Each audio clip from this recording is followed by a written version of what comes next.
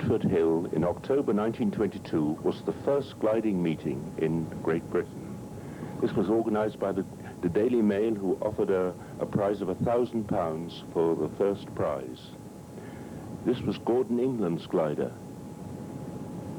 He had started gliding in 1909 at the age of 16 when he had put up probably the world's first soaring flight over the South Downs. There were 35 competitors. This is Moneyroll, the Frenchman, who won at the end with a flight of 3 hours 21 minutes, which was the new world duration record. This is Gordon England's glider. It crashed and he broke his leg in the contest. That's the de Havilland glider, which had its wings converted from ailerons to warping and broke up. This is Fokker, Anthony Fokker. This is his single-seater. He brought 2 gliders, a single-seater and a 2-seater, which were built shortly before the contest. And one of them, the 2-seater, he put up a new duration record for 2-seaters in it. This is his start by Anthony Fokker, his single-seater.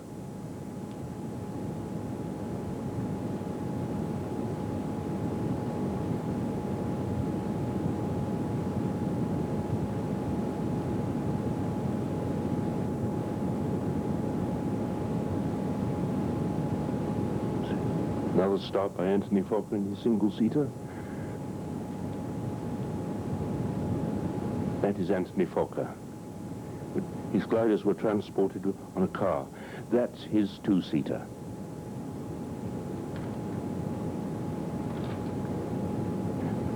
That is a copy of the Blue Mouse, the Aachen monoplane that was brought to England for the meeting and was flown by Mr. Jays, who was well known in a firm for making detergent fluid. This is the de Havilland glider which broke up through wing warping. They warped themselves to pieces. That's Gordon England starting.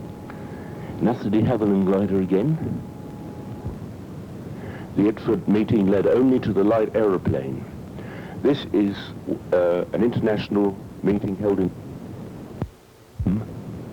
spelled Lympne for motor gliders, during which the great winner of Idford Hill, Moneyroll, was killed. We're very lucky just to have one. This aircraft still survives airworthy in England. It's the English Electric Wren. This is the Germans' center of Rossitten in East Prussia, which is now Soviet territory. That is Ferdinand Schultz, and who flew over 8 hours in this machine, with his hands held high, without breakfast, without gloves, and 1 foot behind the other, because it had been banned on the Wasserkuper. He broke the world record, which had been held by Moneyroll at Idford Hill, and got the world record, duration record, back for Germany.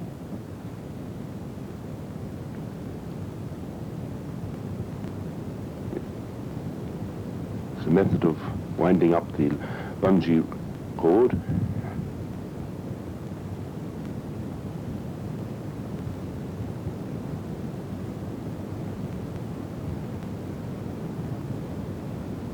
This is the Professor sailplane. One of them came to England with Kronfeld and was flown by Carly Margesuper, later Karl Marzens, to help start gliding again in England in 1930. Because after... We are now looking at some early attempts in the United States. A group in Massachusetts have built a primary glider of unknown origin, and it gives a very good impression on the difficulties gliding had in the start in America, where almost every landing resulted in some damage to the glider. As we can see, the terrain does not seem to be very suitable either.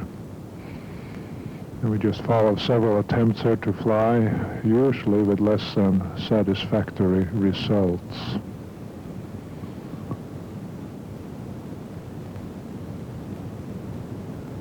In most instances, the glider was simply repaired in the field and the flying continued shortly thereafter.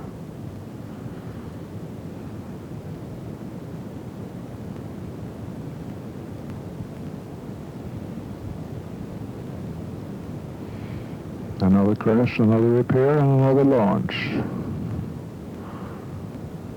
Unfortunately, we do not know who these people are. They're students from the Technical Institute.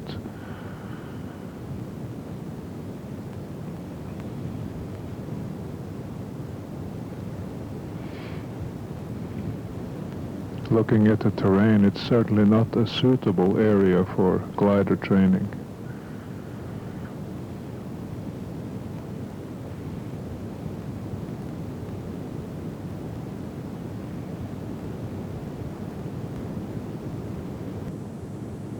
Again, the glider is repaired, this time damage to the rudder, it seems, and also the wingtip.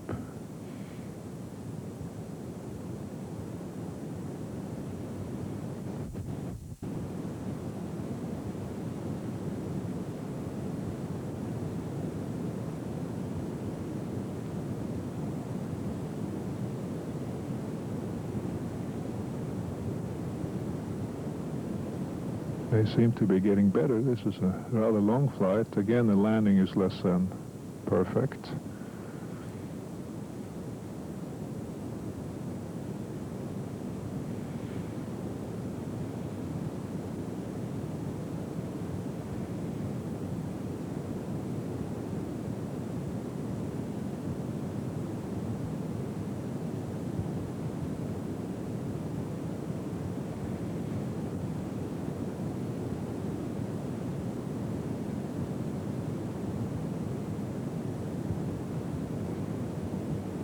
Looked like the wingman didn't let go in time. Caused a ground loop in the takeoff phase of the flight.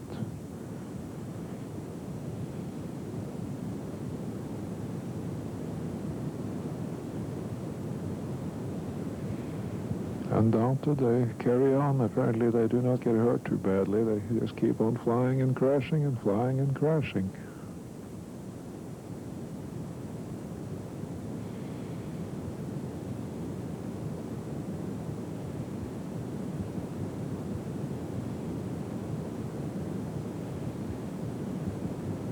Here the camera is mounted behind the pilot, and we can get a pilot's view of the flight. This apparently is one of the longer and better.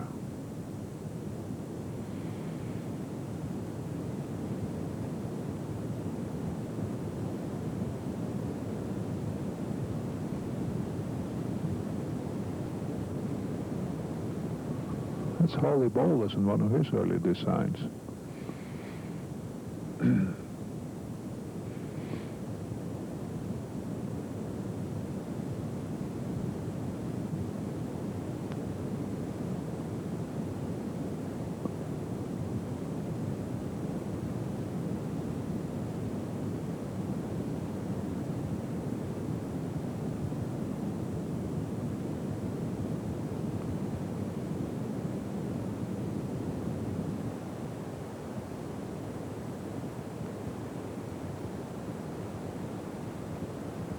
There's two Franklin PS2s taking off in formation. We do not know what location this is.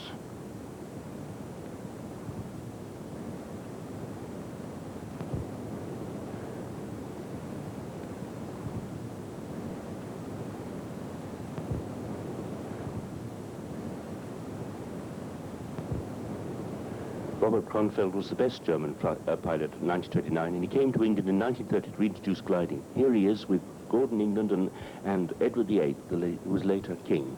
This is him making a demonstration flight in the Veen over England in 1930.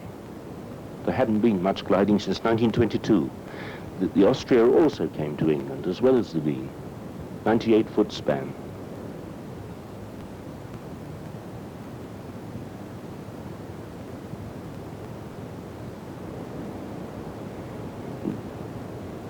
Fafnir didn't come to England, but it was the finest glider in the world at that time in Germany. And here it is making very low turns over the Wasserkuppe, demonstrating how low they used to fly over the slope of the Wasserkuppe in thermals.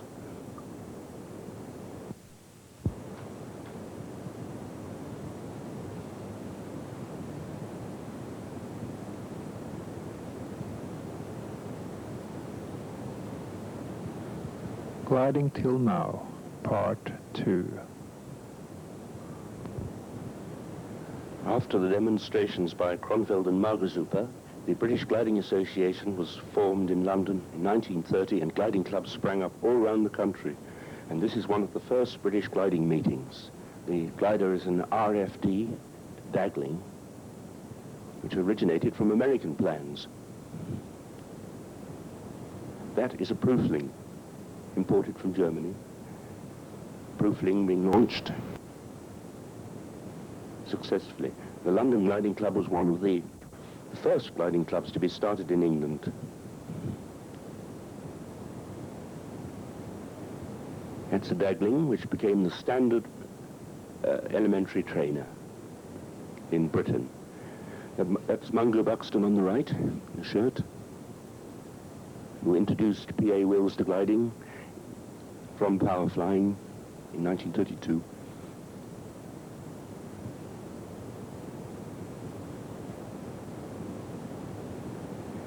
These are London Club members, and the glider, I think, is Prüfling.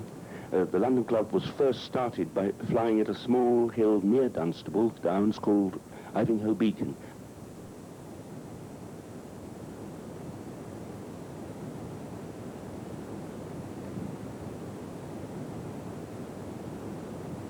Those are the original hangars at Dunstable Downs.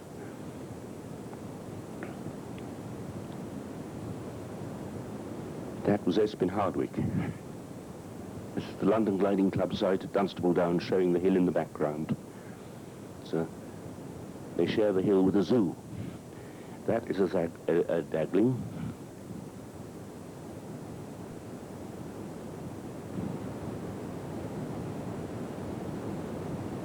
And that is the Castle Hercules two-seater, which set up the first distance record of 54 miles, flown by Eric Collins in 1934.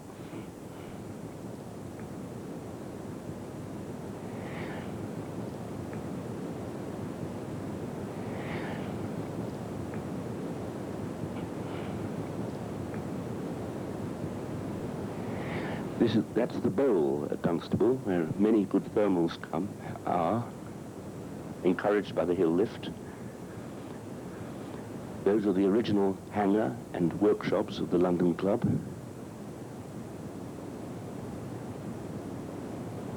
That's Dudley Hiscox in the glider. It's a Prüfling. Launches were at that time from the top of the hill.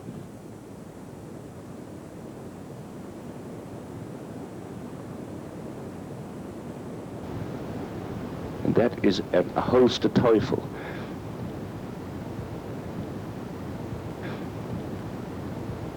And this is a Dagling with a canvas nacelle.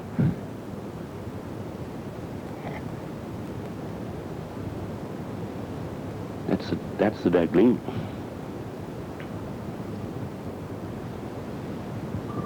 Longest glide in history.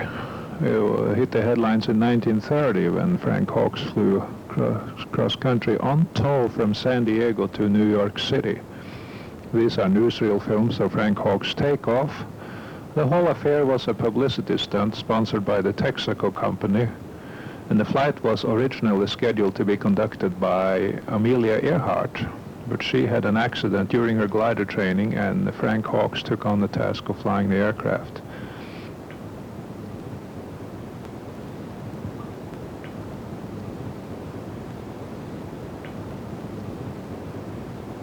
The sailplane is a modified Franklin PS-2 with an enclosed cockpit and slightly elongated wing.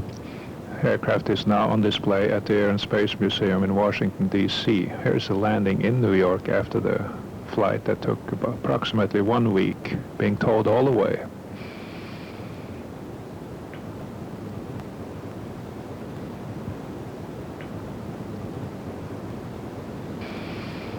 Frank Hawkes being interviewed in the cockpit right after landing. In 1930, the first U.S. national contest at Elmira, New York, was conducted at what's known as South Mountain, where they were launched from the mountain and landing at an airport in the valley below. This is Franz Gross's Akron Condor, patterned after the Darmstadt machine that he designed while at the Darmstadt University. So obviously the best performing glider at the time in America. We can see how it catches a lift and soars upward very quickly.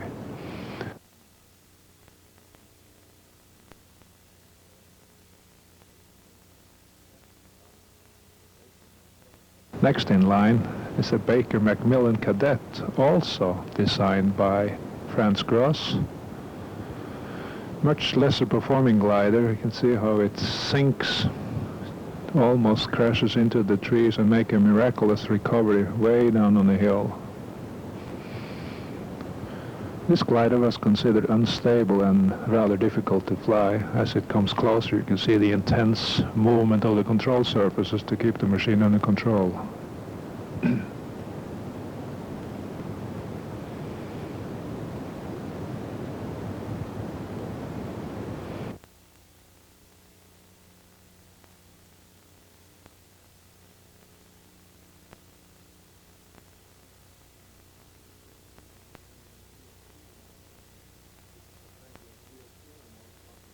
This is a Franklin PS2, the most popular American glider at the time.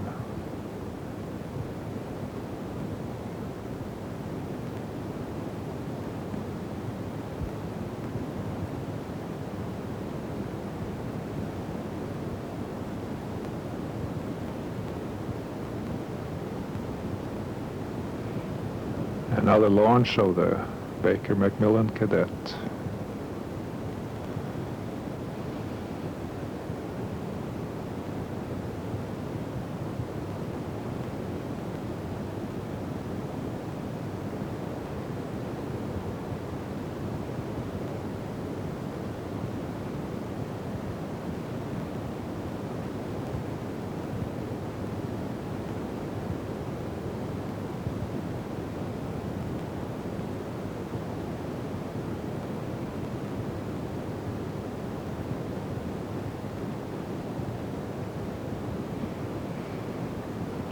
The South Mountain and the Harris Hill site near Elmira, New York, was America's answer to the Wasserkuppe and the center of most gliding activity in America in the early 1930s.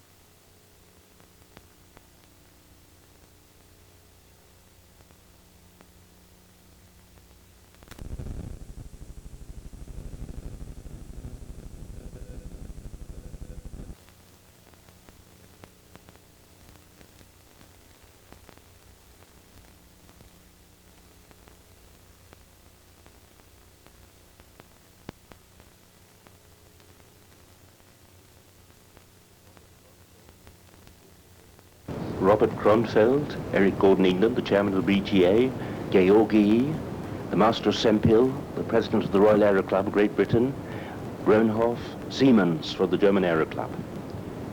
Appears to be the Darmstadt. Fully flying tailplane. Darmstadt. Darmstadt being ground-handled.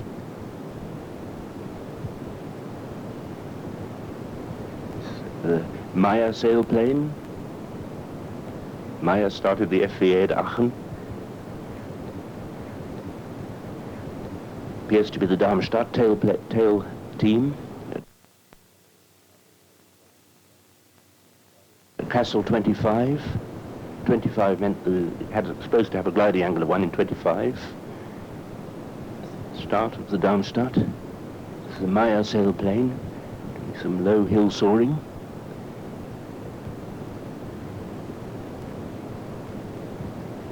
This is bungee launch of the Schleicher Anfänger, an improvement on the Holster Teufel, rounded wingtips.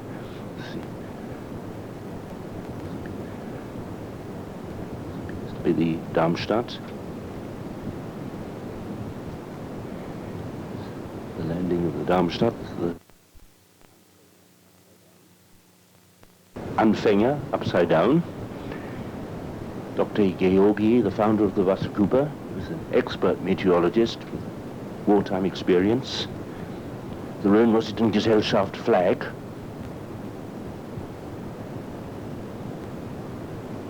Yes, these tailless designs eventually led to the ME-163 Comet and the DM-1 Delta, which is presently in the United States in the museum.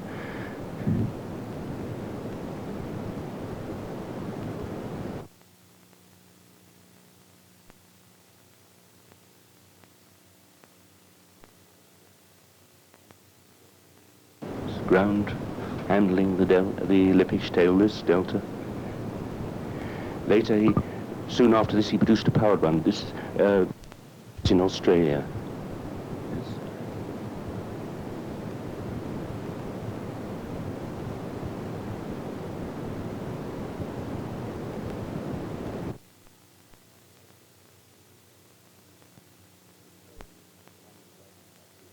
Yes, Tim Hervey from the London Gliding Club, who had been a Royal Flying Corps pilot in the First War, who had been claimed by Richthofen, left England for Australia to help start the beginning of Australian gliding at this time.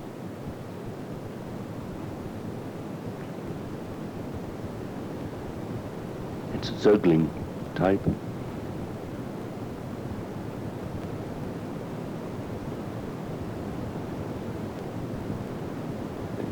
Tim Hervey was flying in Victoria. This may be in that area.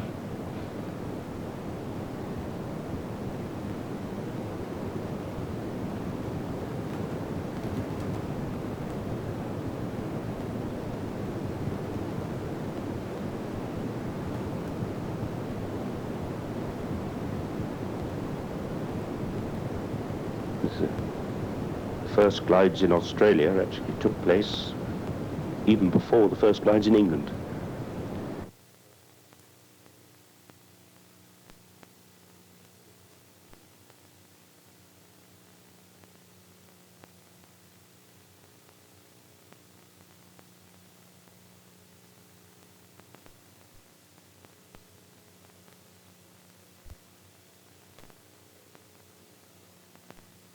That's John Sproul on the right.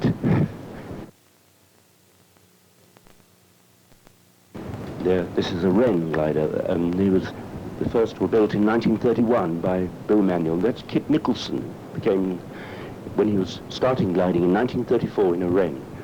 This is the Tern, which some consider to be the first high-performance glider ever built in England. It was designed by Neville Shute Norway and Hessel Tiltman to launch the firm of Airspeeds. And it was to break the records, and it did. And then followed all the airspeed aircraft, followed by the R-100 airship. This is a British-made Grunow baby. Slingsby's made them under license.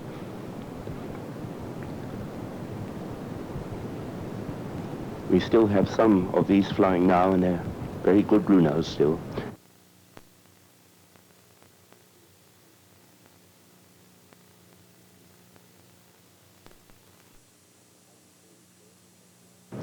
This is the high-performance version of the Scud 1, one of which is still flying at Dunstable. It was in a Scud in cloud with no blind flying instruments. Mungo Buxton raised the altitude record.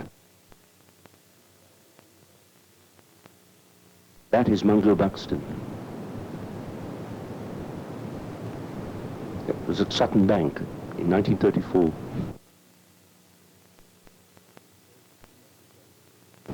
That's the first Slingsby glider built. It was he built the Falke under license and called it the Falcon 1.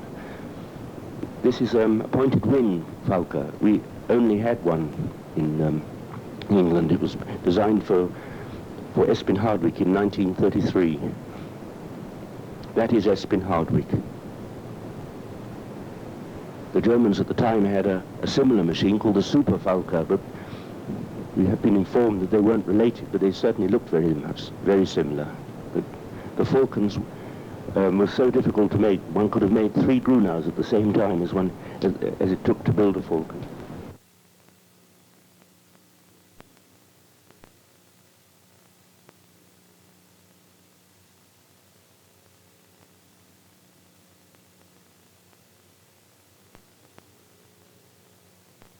Yeah, we're now back in the USA, in Akron, Ohio, where a glider group was started quite early under the influence of Franz Gross and the German technicians that came to the Goodyear plant to build airships in the pattern of their German Zeppelins.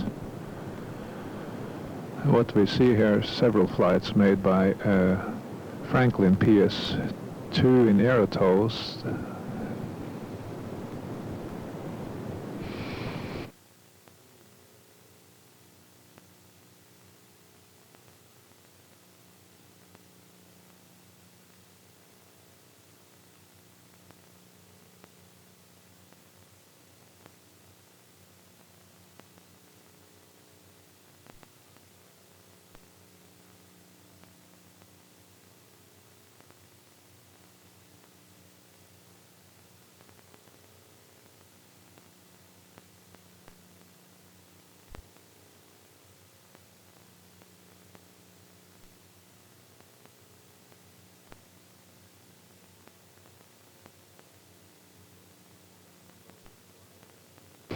Camera on board the glider and the airship hangar visible on the right side.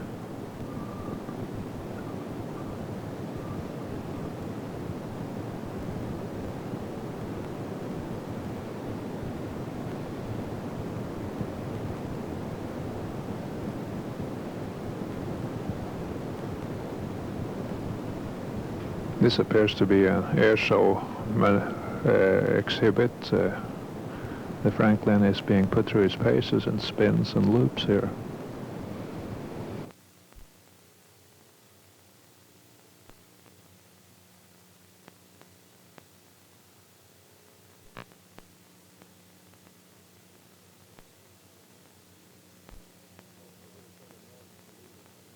Also a little further north in Toledo Glider Club in the early 30s, putting on an air show here.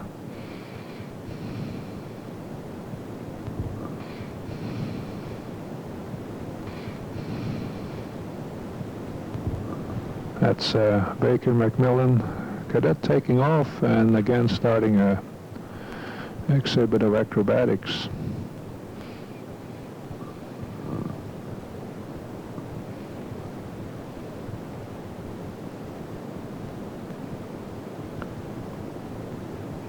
Doing several loops at a time.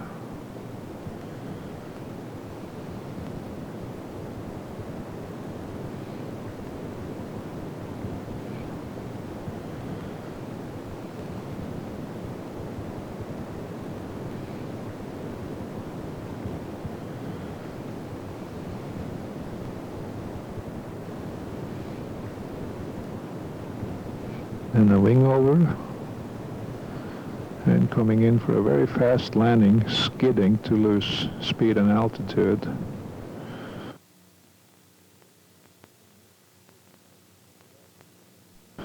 And touching down right in front of the grandstand with a nice turn towards the public. Very, very good performance in the sluggish ship like the Baker Macmillan Cadet, which is here being dismantled.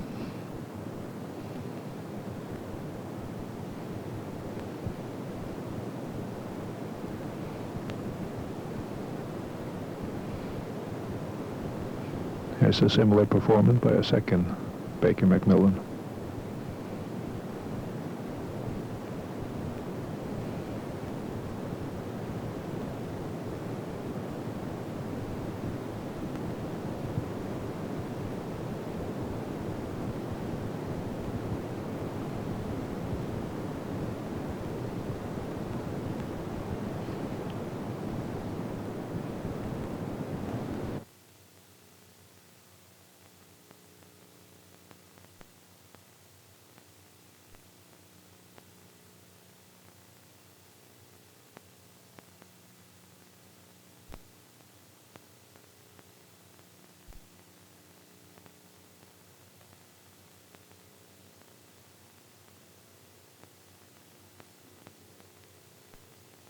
Again, a Franklin PS2 on a trailer in tow behind a Model A Ford.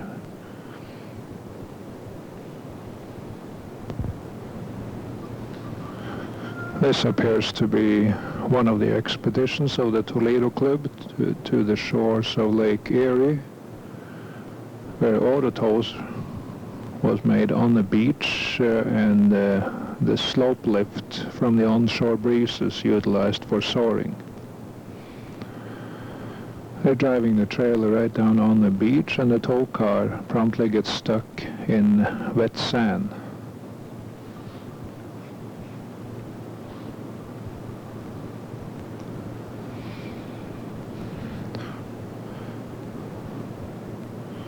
Little effort by the crew, and the light car is pulled up on firm land again.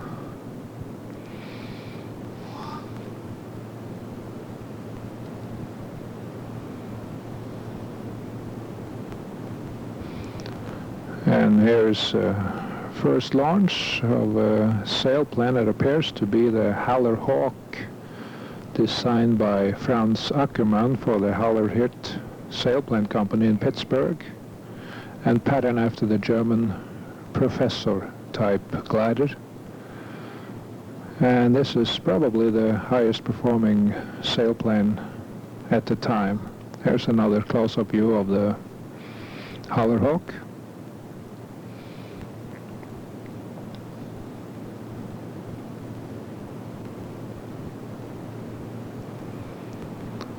The sailplane provides a convenient structure for the tent that shelters the crew for the hot sun during the day, and also for overnight accommodations.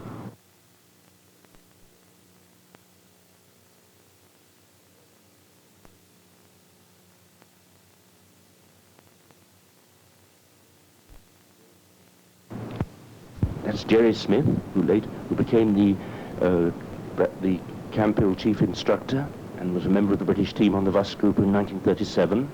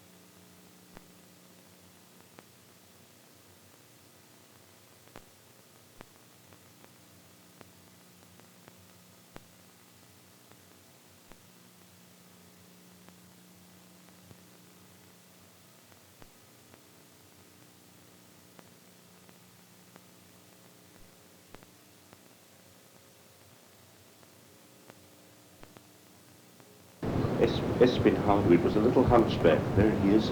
More for British gliding than most other people at that time. It's a Dagling being rigged. He founded the Longmynd, and he had a Falcon II, the only one built for him in 1933. That's the Dagling.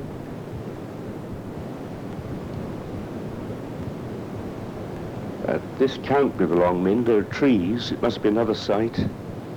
The Longmynd is a huge mountain facing Wales. There are certainly no trees on the flying area now.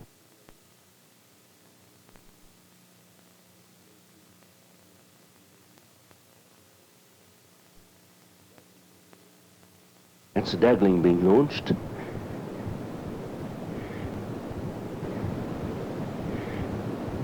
That's a coal mine in the background, and there's certainly no coal mines near Longmynd. This is the first two-seater built by Slingsby's, and they built 9. It's the Falcon III, developed an enlarged Falcon. That's Philip Wills in it, testing it. This is the London Gliding Club at Dunstable.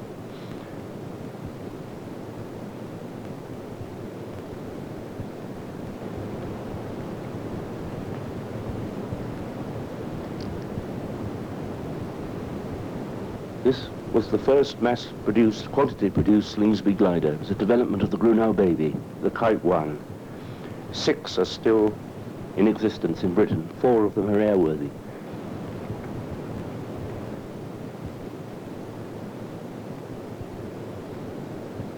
This is the national contest in 1937 at Camp Hill.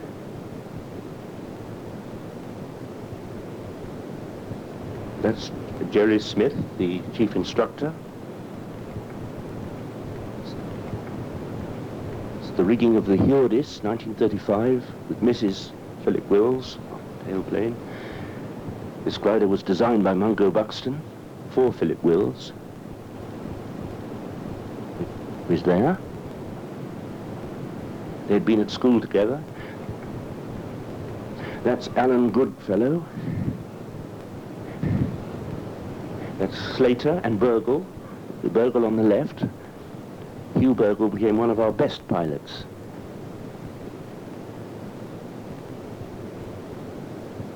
And that's Eustace Thomas, who was over 70 years old and had imported the only Condor II, or the only Ditmar Condor that ever came to England.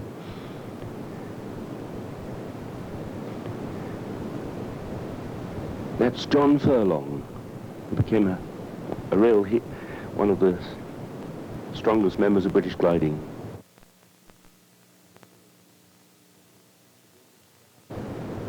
The building of the hangar to withstand the strongest winds on the top of the Longmynd. This hangar is still there. Packing the hangar was a work of art, and it still is. This is the pre-war fleet of Falcons, etc. That is a Falcon III. Two-seater with Espin Hardwick.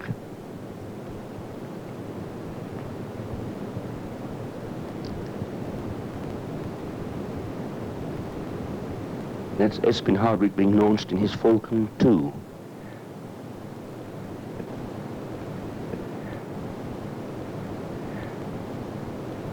This is the national contest at Camp Hill, Bradwell Edge, in 1937, when the unique two-seater Mini Mo was brought in by a Clem 32 which had a 160 horsepower Siemens radial engine.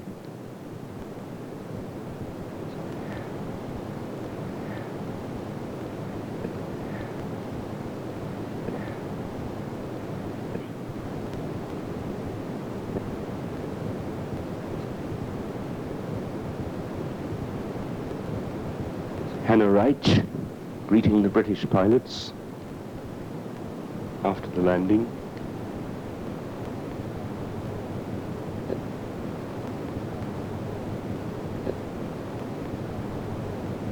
That's Basil Meads on the right, Philip Wills, Mrs. Wills meeting Hannah Reich.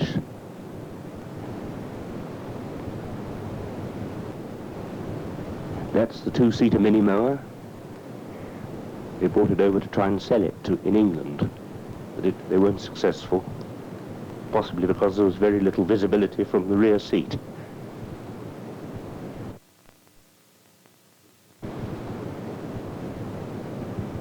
It's Eva Schmidt.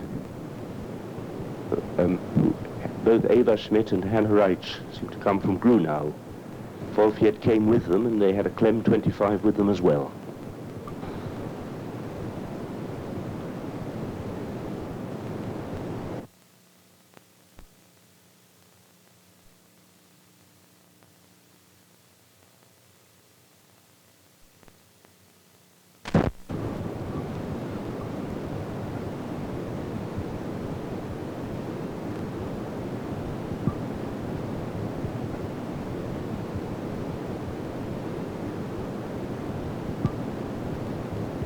This was a development of the Slingsby Cadet, the Tutor. It was a greatly improved training glider, and the only Slingsby glider that was built after modification, again after the war, and was standard in all the clubs as a training machine.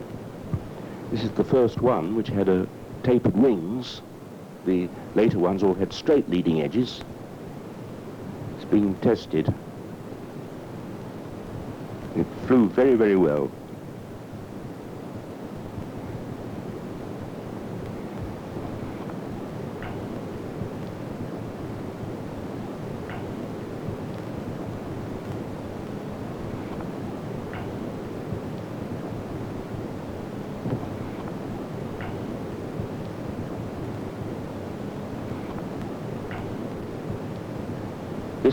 The Gull one was to be the cheap sailplane for the club pilots who wanted to do cross countries. It was sold for £177 at that time, and that's Fred Slingsby, who designed it almost all himself during 1937 and 1938, during the first test flights.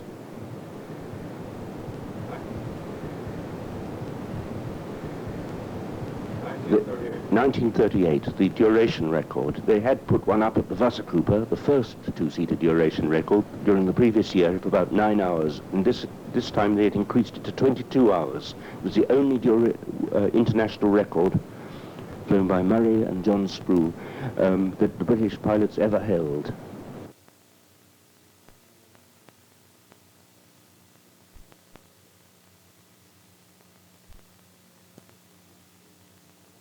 The 1938 National Gliding Contest at Dunstable.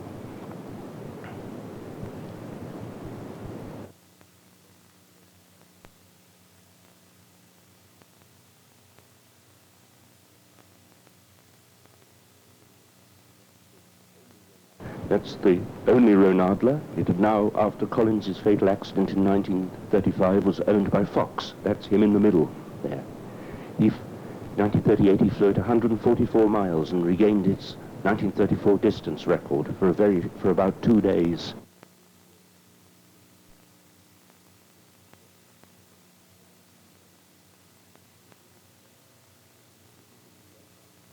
Kit Nicholson left and Eustace Thomas right. Kit became the national champion flying the Roan Sperber, which was imported in January 1936. This Roan Sperber was the only one ever in England and is still with us.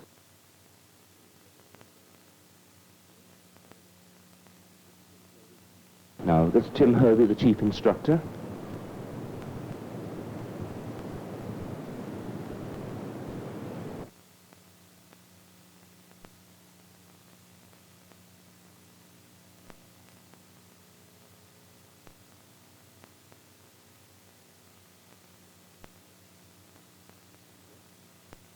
On the left, the Grunau baby.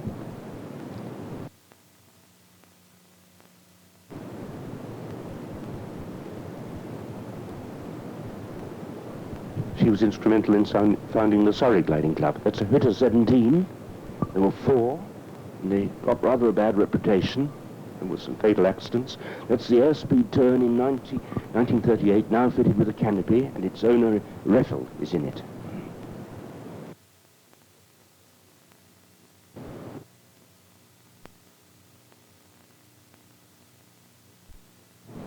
Airspeed turn landing.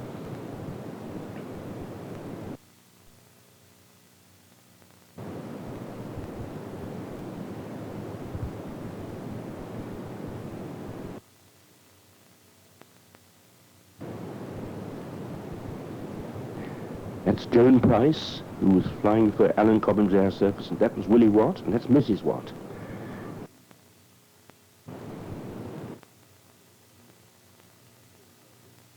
That's Tim Hervey, the chief instructor, and Johnny Walker, the chief ground engineer before the war and after the war.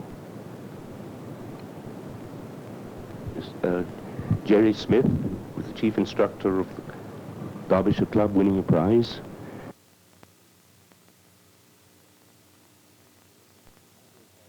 This is Avro 504, the standard tow plane of that time, with Captain McMurdo flying it.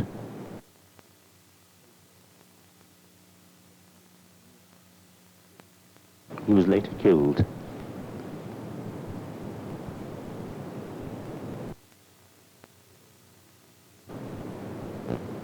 Aerotows were still virtually unknown by most of the British pilots at that time.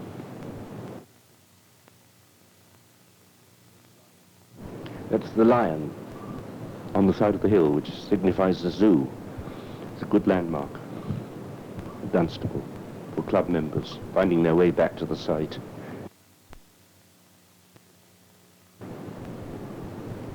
This is Grunau Baby being aerotowed straight from the base of the hill towards the hangar, the clubhouse, which was designed by Kit Nicholson.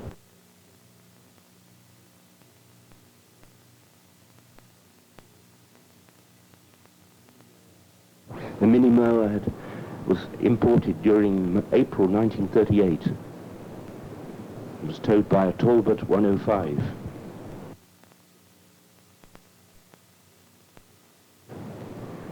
It didn't win the national contest, but put up the distance record and the height record during that year, and it was the first 300-kilometer flight ever flown in Britain. Winning for its pilot, Philip Wills, the first British Gold Sea and the third Gold Sea in the world.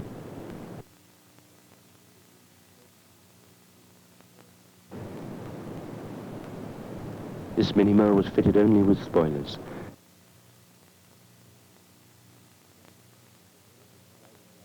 This gliding club was virtually founded by Robert Cronfeld at the base of the Chilterns. It's John Sproul.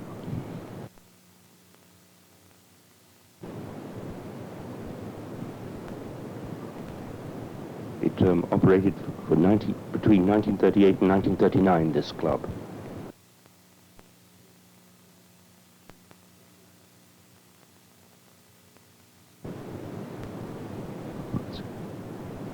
That is the Gull. It was cheap.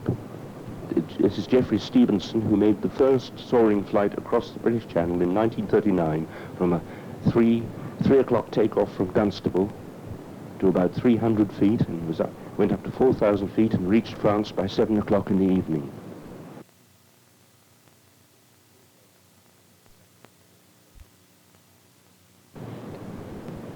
These are the first test flights of the Scott Viking. 3 were made, at least one went to the Argentine.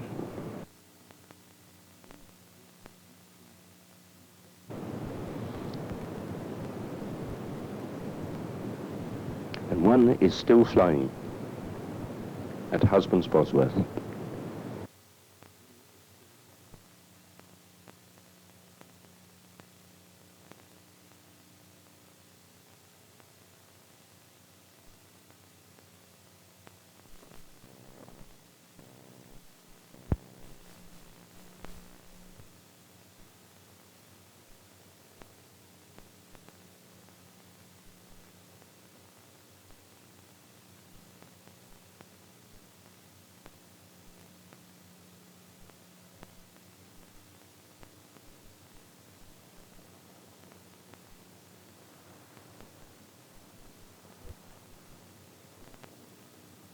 These are the first test flights of the Scott Viking. 3 were made, at least one went to the Argentine.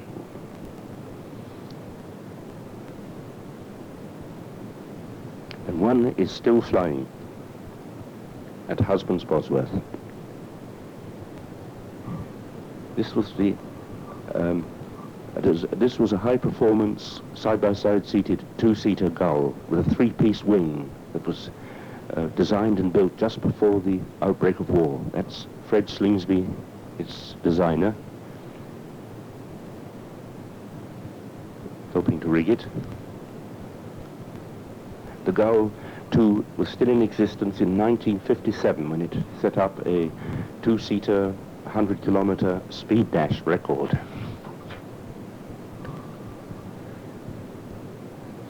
Fred Slingsby getting in it.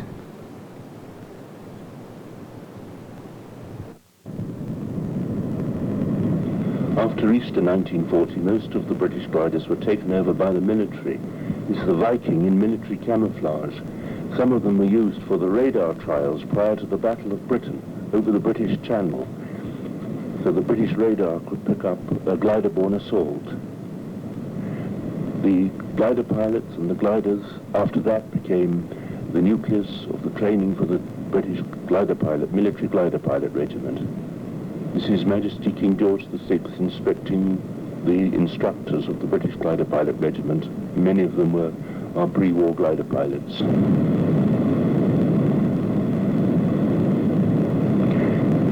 One of the most popularly used gliders for the training was the Kite I, which was being produced in larger numbers than any other glider before the war by the firm of Slingsby's. These are the three Kite I's landing. The Hotspur was largely designed by Mungo Buxton, but it was never used in action because it stayed up too well. This is the Horsa, which was used in action and was the most used British military glider. Lawrence Wright, who made this film, took an active part with the British Glider Pilot Regiment and wrote the book The Wooden Sword. In 1944, the first Slingsby T-21 was designed and built, especially for the Air Training Corps cadets. But it wasn't very much liked, but it was later developed and became the most used and most successful Slingsby training two-seater. It was used by both the military and the civilian clubs for initial gliding training. One has been to 16,000 feet, another has flown over 300 kilometers. These T-21s are in India. They were very good for winch launching. That is an Aeon Olympia, made by the firm of Elliots of Newbury, hence the name Aeon. 100 were built in 1947.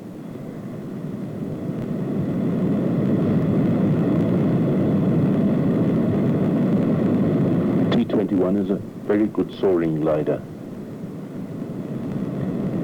The Slingsby Sky was Britain's answer to the German Weyer of 1938. This is the Sky prototype being christened Elizabeth in honor of the Queen, who had just been crowned. This one was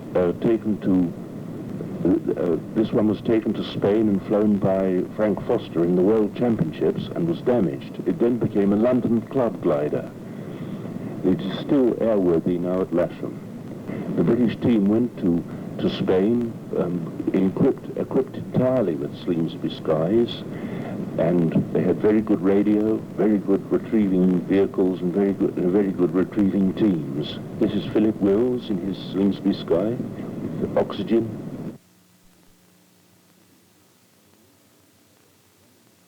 This is an Olympia which had an NACA laminar profile wing installed to the original fuselage. That is Beryl Stevenson and Jeffrey Stevenson.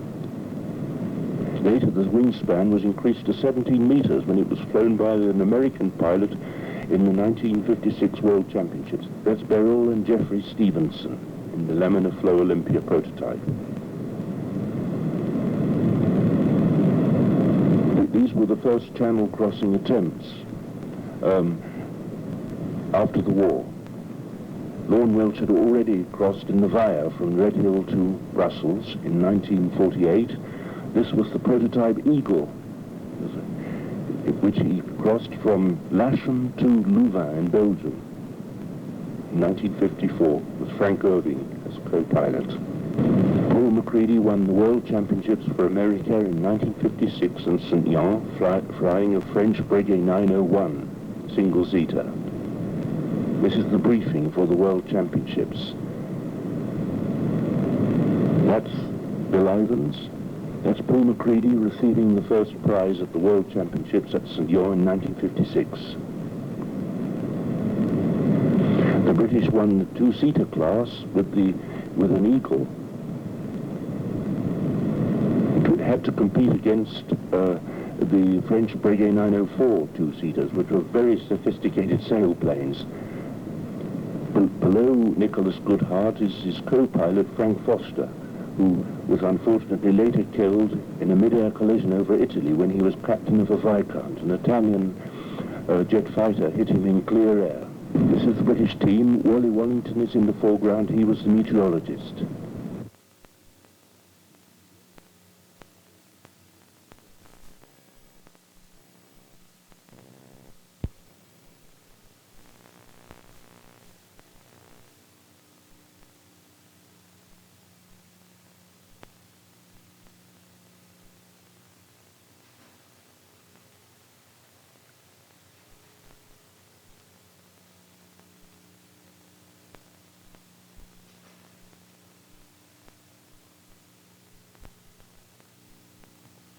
This is Captain Ralph Barnaby describing flights made from Cornhill,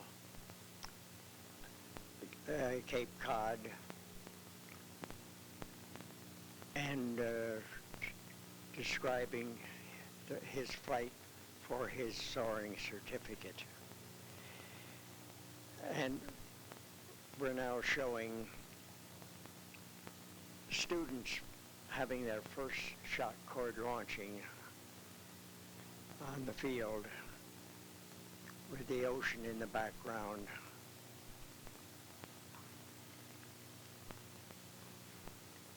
In these first pictures, these are the students' first attempts to fly.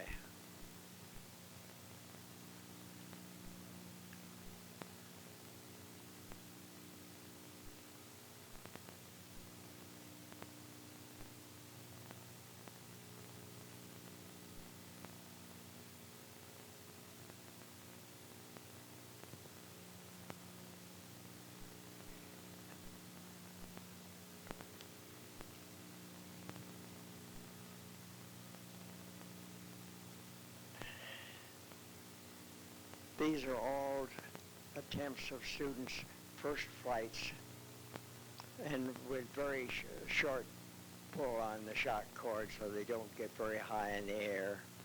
Now there's a fairly good flight and a perfect landing.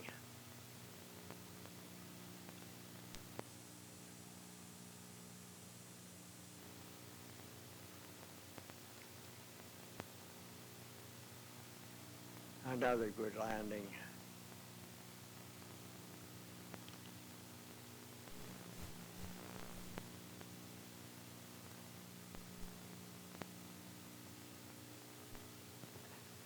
The assisting our pupils who would be normally pulling on the shot cord and leveling up the glider and holding back on the tail while they're stretching the shot cord. It was a joint effort. He had a pretty high launch, but as you see, it did no harm to the glider. That's myself in the dark coveralls, working on the crew and stretching the shot cord for another student launching.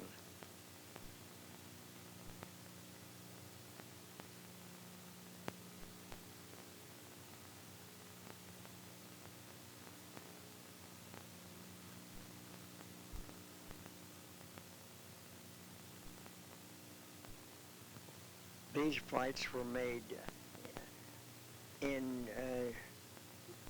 July and August of 1929. That is a picture of myself making my first flight down to the beach and to get my A certificate, which required a glide of half a minute. And here the glider's being dragged back up the slope of the dune, which lays at the dry sand angle of repose of about 35 degrees.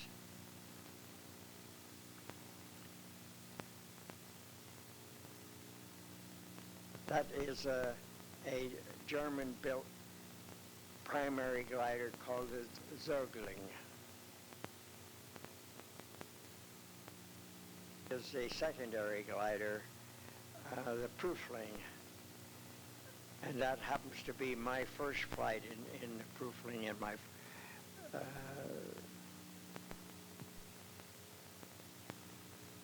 and this is another one of my Prüfling flights.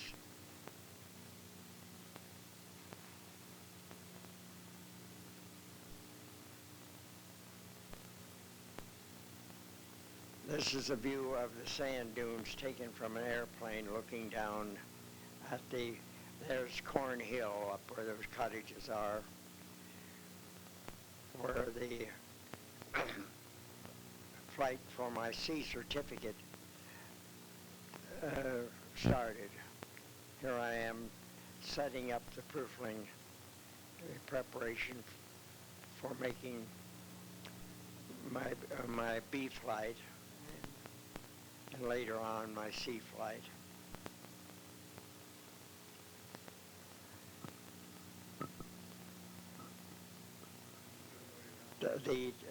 The tail of the glider is pulled back between two of the cottages, so the wing is short. Here I am started on my B flight and on my way down to land on the sand at low tide.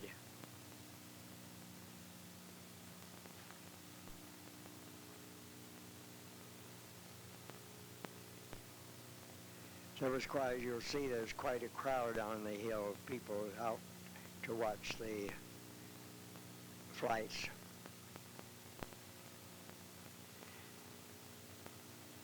And this is one of the German mechanics with a handheld anemometer checking the speed of the air at the time.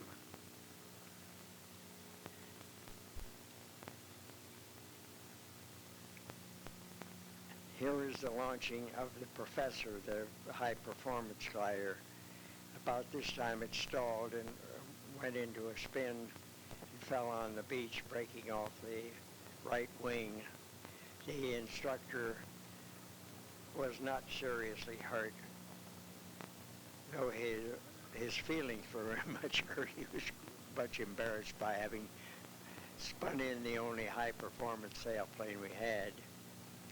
So I decided to have them drag my glider back up the hill so I could go and try for my C flight in the Prüfling, in as much as the Professor would not be flown until it was repaired again.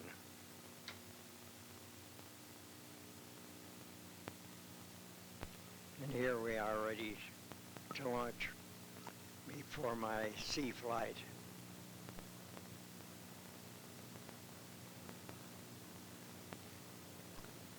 There I've got into the rising air current and they're starting to climb and head south down the ridge.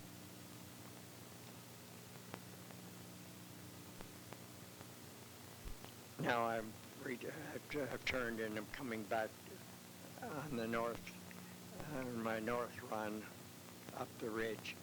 I had about a little less than half a mile to operate along the Cornhill Ridge.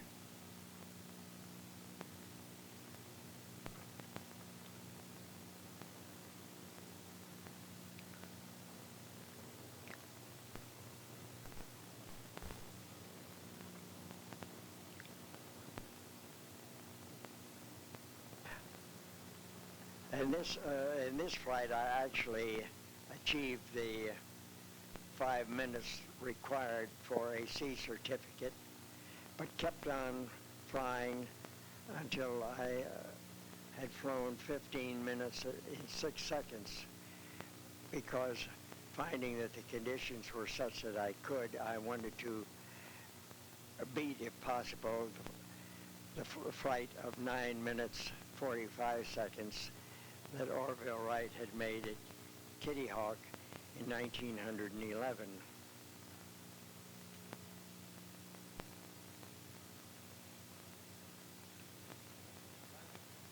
Now I'm coming in for a landing again on one of the dry patches at low tide, just down below Corn Hill. You'll see the reflection of my glider going across there as I approach to sit down on the sand. 15 minutes and 6 seconds later.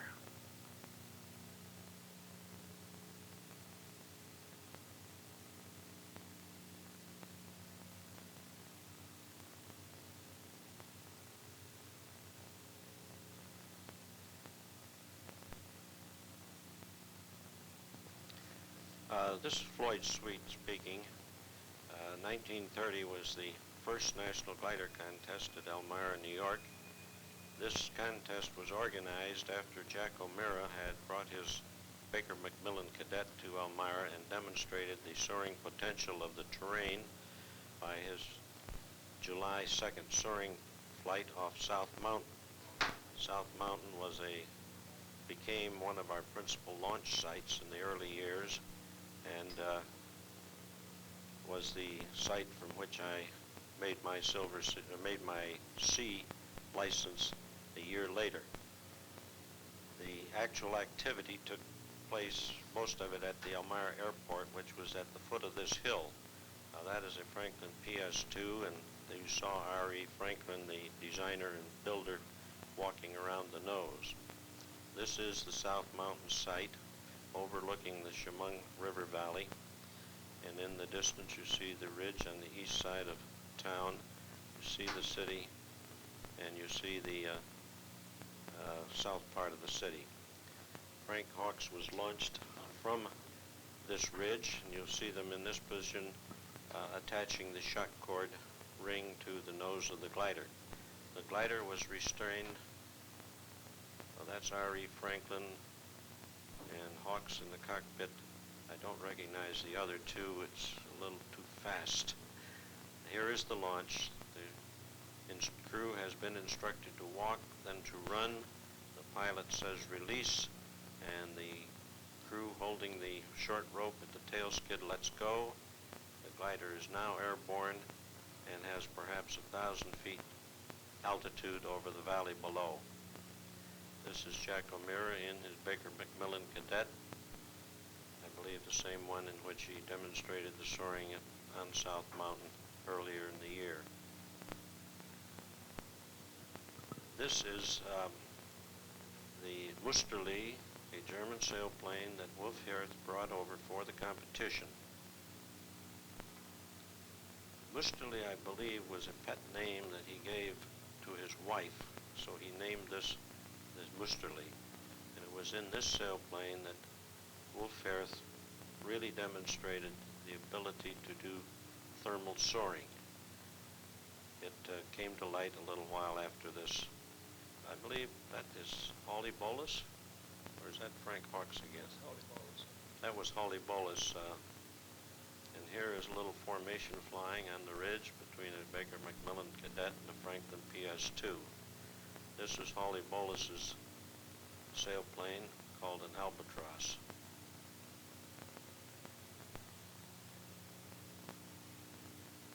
This is a Baker Macmillan Cadet. Looked like the nose had been damaged. I'm not sure what happened there. And this is looking back up at South Mountain from down in the valley.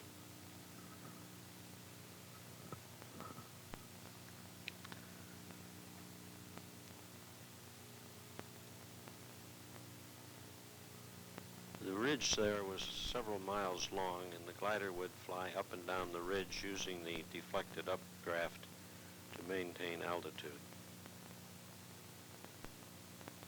You'll notice the trailers and the vintage of the cars was, incidentally, that eaglet now is in the National Air and Space Museum. This is the one he towed from coast to coast with an airplane.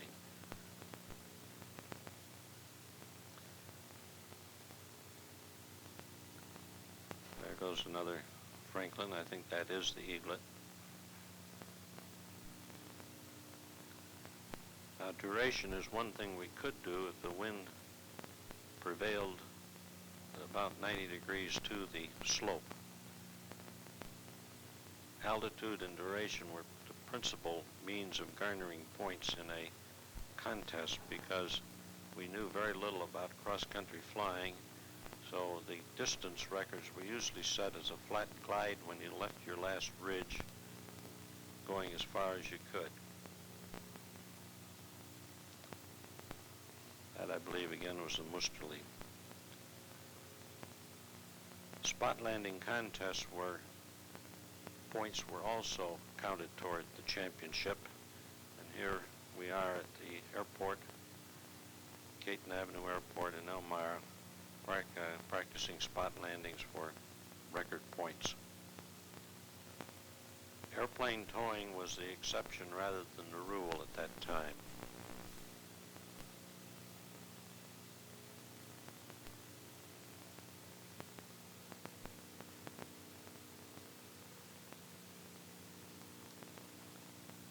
Now, landing back on the ridge, as this sailplane is doing now, was sort of a calculated risk, and as you see, he ended up with his nose pretty close to the brush along the field.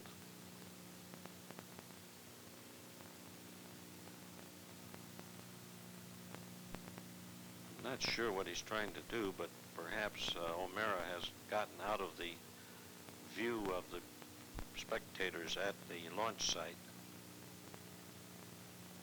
Another shot of the launch of the Eaglet with Frank Hawks aboard. The town of Southport can be seen in the valley. Another Franklin PS-2, and that, I believe, is Warren Eaton. That's the sailplane that we have here in the National Soaring Museum. He had several Franklins from time to time, but the paint scheme was normally the same. Made them quite recognizable.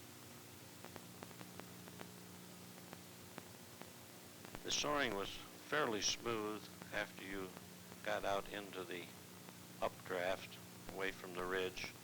One cardinal rule was never make a turn toward the ridge, making S-turns in front. Again, I believe a shot of the Musterly.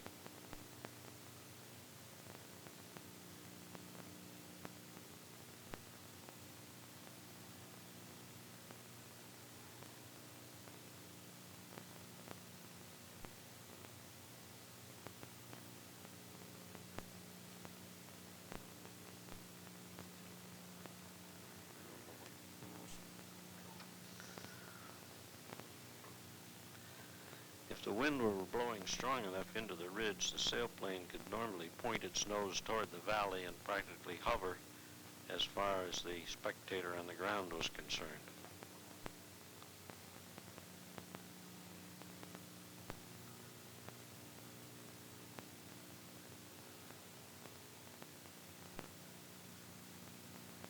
There appears to be a good cumulus cloud out in the foreground there, but at that time we did not know enough about thermal soaring to go out and take advantage of it. Another launching of Warren Eaton's sailplane, Franklin PS-2.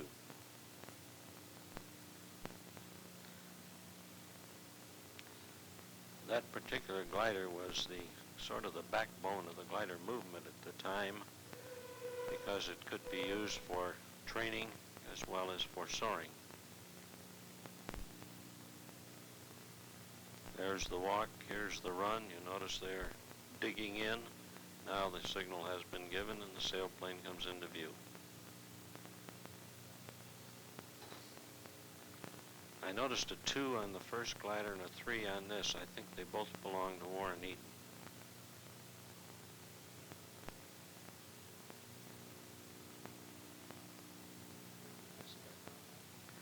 Yes, this is still on South Mountain as far as I can determine, and it shows the sailplane flying out, making his turn back into the wind, flies down parallel to the ridge, drifts back toward the ridge, and turns away from the ridge to make his turn for his return trip. I'm not sure about this particular flight, but I think this one may have been made from what is now Harris Hill, and I believe I'm flying one of the, this is not 1930, this is 1932, I believe, because that was George Stead, Bobby Eaton, and myself flying those 3 gliders, and we were doing formation flying for one of the national newsreels. Metro Golden Wire, whoever used to put out the ones we would see in the theaters before the main feature went on. But I know that I'm in one of those gliders. There were 3 identical Franklin PS2s. George Stead was Warren Eaton's pilot and had been a World War I flyer. Bob Eaton was a year younger than I believe, younger than me. And here we are coming in to land on the Rhodes Farm. So this must have been 1932.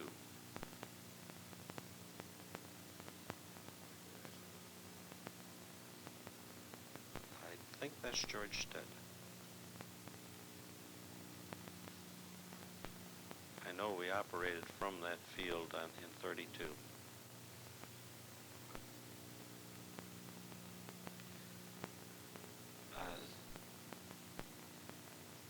This is not one continuous film. This has been put together from several films, I believe.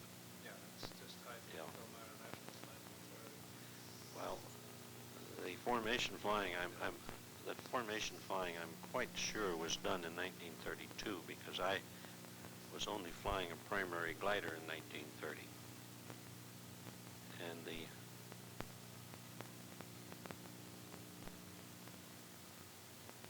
come on, get off there.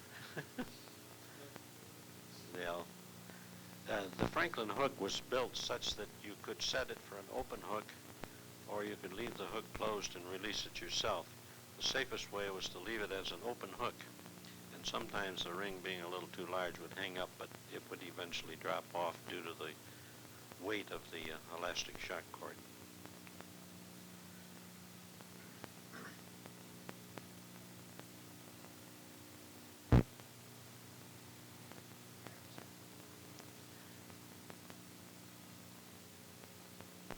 Having a little trouble with that scenery there, but that could very well be from the airport. Now, if they'd give me a little more ground, I could tell whether it's the old American Airlines field, which is now where the county airport is, or whether that is at Caton Avenue.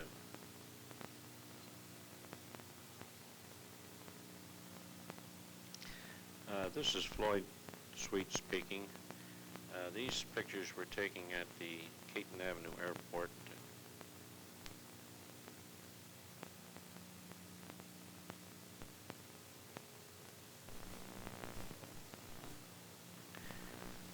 This is Floyd Sweet speaking. We are now looking at the 1931 film of the National Glider Contest at Elmira, and you see one of the Franklin PS2s participating in one of the several competitions we held at the airport, such as bomb dropping to a target, spot landings, minimum distance over a 15-foot hurdle, and so forth. We were quite dependent, of course, upon a wind blowing normal to one of the ridges in order to accomplish any soaring.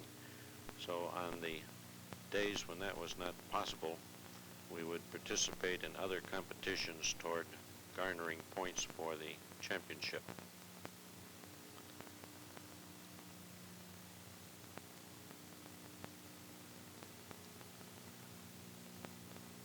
Some brave cameraman was standing there while the pilot came up to the mark. That appears to be Ollie Bolus, I can't say for certain.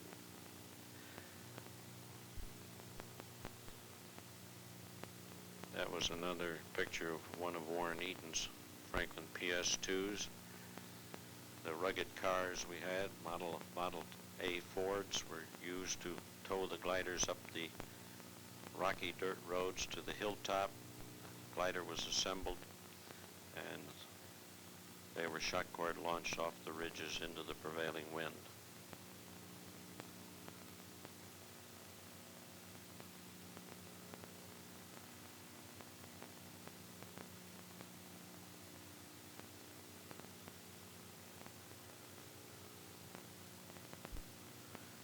On a good day, it was not uncommon to have 15 to 20 sailplanes cruising up and down the ridge. Now, this is one of the local club members, Franklin Izzard, more commonly known as Bud. I have seen him flying off this ridge with a derby, holding a hat with one hand and the control stick with the other. Of course, we all flew open cockpit at that time.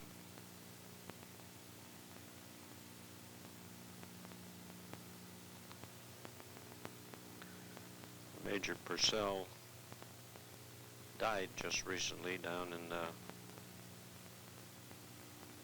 Florida. He was very prominent in the early contest.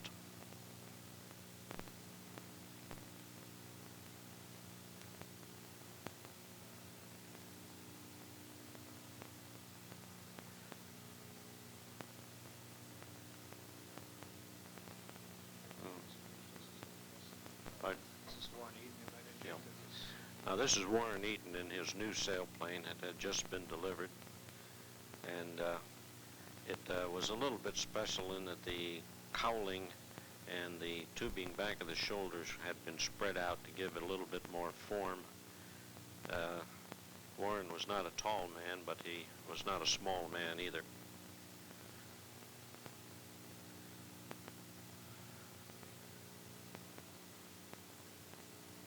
Everyone in these pictures looks so much younger than I remember them. This is Ralph Barnaby flying the Baker Macmillan Cadet. It was a very tricky little machine. You were very conscious of the fact that it had some bad stall spin characteristics, so you invariably kept your speed up.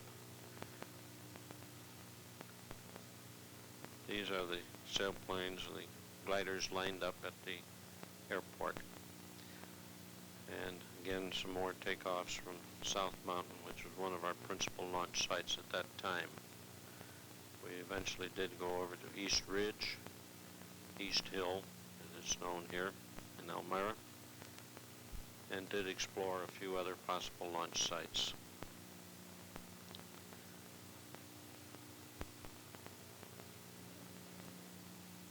This launch site, I believe, is on East Ridge, because from South Mountain you could not see we did not have open fields on top of the ridge.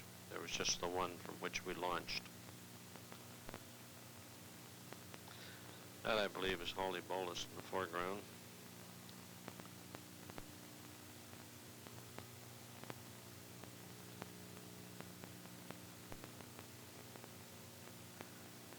The glider is unloaded from the trailer, the wings carefully laid out, the fuselage removed, placed between the wings. The wings are bolted to the fuselage, and then the tail assembly is put on.